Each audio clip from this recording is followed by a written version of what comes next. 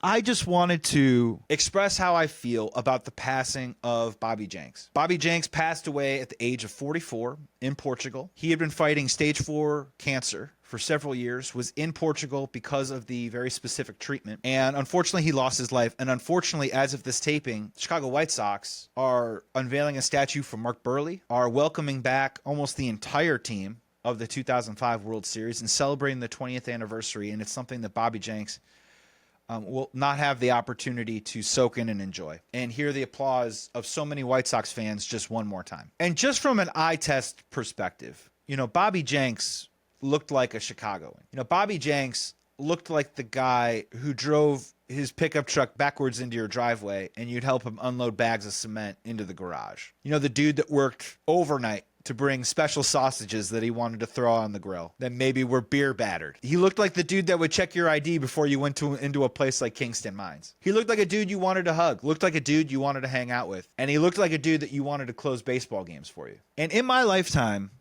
as a White Sox fan, especially as someone who had season tickets from 2002 to 2009, so 7 years, all the way through the World Series, I've owned 5 jerseys, or shirzies, if you will, in my life. First 3 are obvious, and they're must-own for any White Sox fan. Mark Burley, Frank Thomas, Paul Konerko. The 4th one was Ken Griffey Jr. because I just, one of my childhood heroes ending up on the White Sox, I had to own that jersey. And then the 5th one was Bobby Jenks. And that jersey that was in White Sox black is now gray because the amount of times I wore it in the sun at Sox Park watching a White Sox game because I was so proud to wear the Bobby Jenks 45. But in 2005, he came out of nowhere, had an 11.4 K per 9 rate, and was throwing 100 miles an hour in high heat when not many people were, before anyone else was. And we all remember Ozzie Guillen coming out to the mound whenever Bobby Jenks was coming in. Oh, who's Ozzie Guillen bringing in? He would make the sign, give me the big guy. He's in the category, in the debate for greatest Chicago sports closer of all time. And it's fair to have the conversation of it's game 7, 9th inning, bases are loaded. What closer do you want to have in that moment?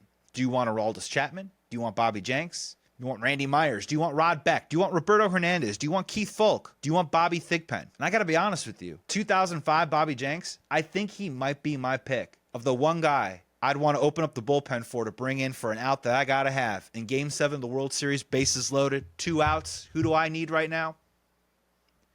Give me the big fella. So rest easy and rest in peace, Bobby Jenks. Thank you for everything that you did as a White Sox fan and for this city, bringing a World Series. You will never be forgotten. You will always be celebrated. You will always be admired.